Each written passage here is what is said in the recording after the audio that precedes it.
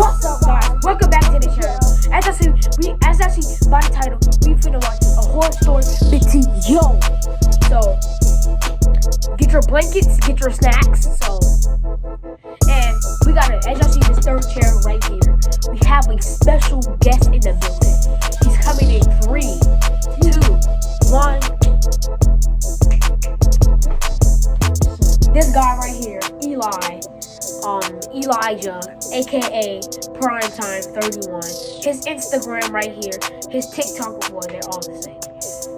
Instagram, TikTok, all right here. So go follow him on social media, and let's get into the video. We're starting in 3, 2, 1. Let's get into the video.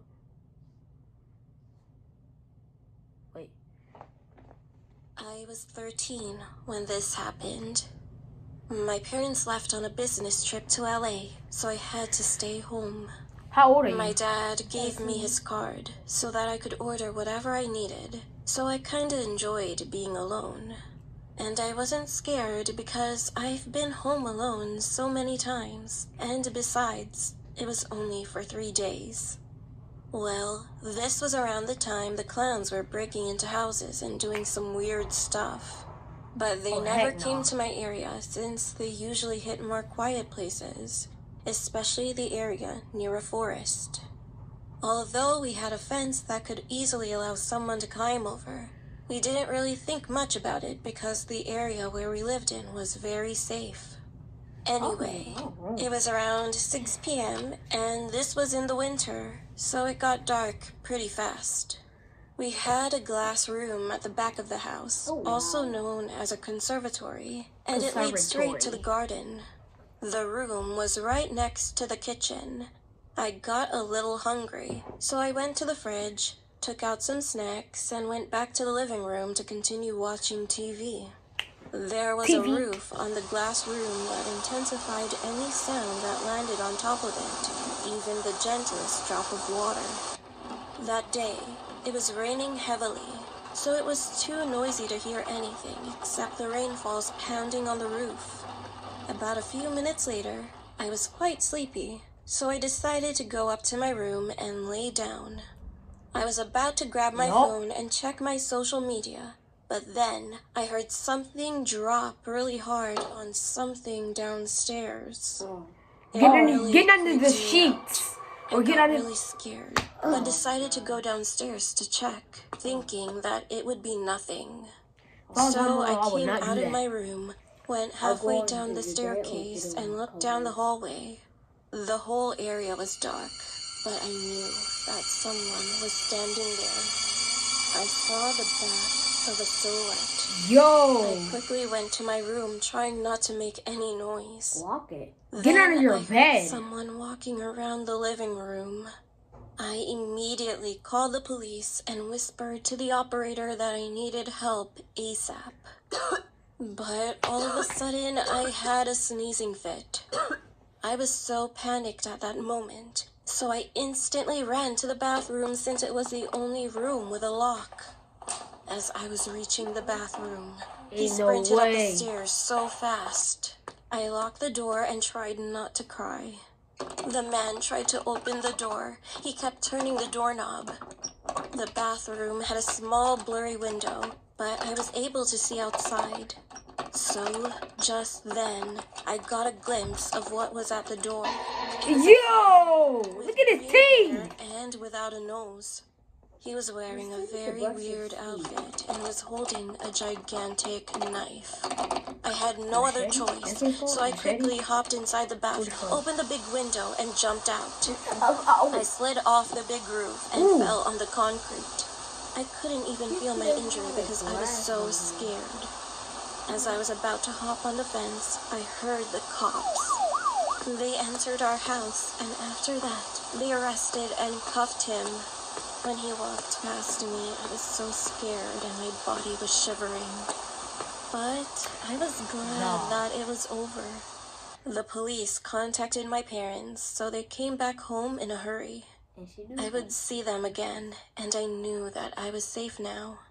From then on, I never stayed at home alone, and that clown guy was in prison for several years for scaring kids and for possible murder.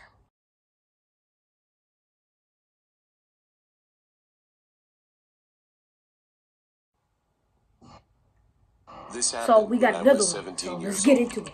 I was a senior in high school. It was the middle of the week, and my friends and I were chatting online about wanting to do something new and fun over the weekend. We usually just went to the movies, went to the mall, or got dinner. And I thought we should try something different. The movies, the mall. The next day, I was in the computer lab for one of my classes, and I had some time to kill because I finished my assignment early. Keep in mind, Snapchat and Instagram were just starting up and didn't have the same kind of popularity as it has today. So the only thing we really had at the time was Facebook. However, my school was strict No and blocked Facebook. Facebook, so the only thing I could really do was read articles on news websites. While searching and scrolling through the internet, an article showed up. It was about an interview with a man who was discussing the truth of paranormal activity around the area I grew up in. Intrigued, I read the article and looked up the places the guy was talking about. And sure enough, I found a bunch of things. One place in particular caught my eye. It was a place about 20 minutes away from where I lived. It was known to have multiple paranormal occurrences happen on the exact same road. As soon as class ended, I texted my friends about what I found, and we all agreed on going and seeing what this road was all about Friday night. Going? Friday night finally arrived. It was me and 4 of my friends. Right before we entered the location, I parked my car and had my friend drive, because we believed that if a guy drove, not much would happen. So she drove my car while I was sitting in the passenger seat. While switching seats, my other friends put baby powder on the top of my car. Why? Because one of my other friends read that it helps people see when ghosts touch or brush your car. It started to drizzle a bit, which bummed us out because the baby powder would be washed away. As we were driving my car, we turned off the radio to make it more suspenseful. The radio. All of a sudden, we heard someone from a distance scream bloody murder. At that moment, I heard the sound of a car door trying to be opened, as if someone was aggressively trying to get into my car. Yo. After that, we saw a police car driving so fast with the sirens on, as if they were chasing someone on a major highway. The problem with that was the road was paper thin and had tons of sharp turns, so you couldn't go that fast without crashing into another car. Plus, the car didn't have any of the county police or trooper tags from the area I lived in. I knew that because my dad was a cop, and I saw all kinds of different cop tags in my lifetime. I was freaked out that those 2 things just occurred. We were all freaked out and drove to the nearest parking lot so that we could calm down. As we got out of the car, one of my friends started to freak out even more. The baby powder on the roof of my car was smeared, and it was all over my passenger seat side door. What was even more creepy was the fact that there were finger marks all over the door. Especially at nighttime. Now, this wouldn't normally creep me out, but we were driving the entire time, and we all made sure not to touch the doors when entering the car. The strangest part was that the finger marks had no fingerprints, but were clearly shaped like a hand. It was as if someone was trying to reach for the door handle.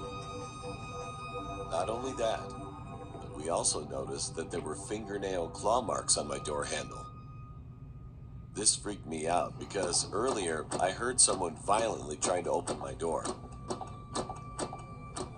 In the next few days, we told everyone, both online and in person, about that night and how it freaked us all out. Then someone sent me a link to an article about the street we drove on and all the activity that occurred on it. But it wasn't the one I originally read. Y'all stupid. It was a different one. As I was reading the website, I started to notice that all the things mentioned also happened to me the same exact way that night. But what freaks me out the most to this day is thinking about what would have happened if I didn't have my door locked. Would the door have opened up?